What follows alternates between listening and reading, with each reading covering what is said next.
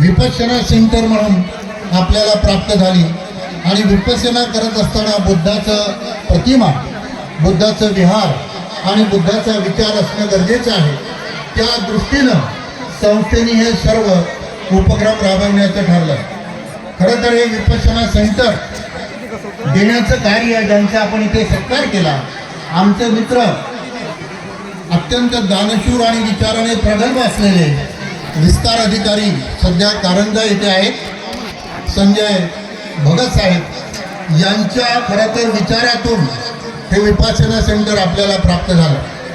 2009 October 2009च्या अगोदर ज्या ज्या ठिकाणी बुद्धविहार किंवा कोणत्या सामाजिक धार्मिक संस्था स्थापन झाल्या असतील अशा ठिकाणी अतिक्रमित केलेल्या सर्व जमिनी ह्या रेग्युलराइज कराव्या अशा प्रकारचे आदेश शासनाने दिलेले होते।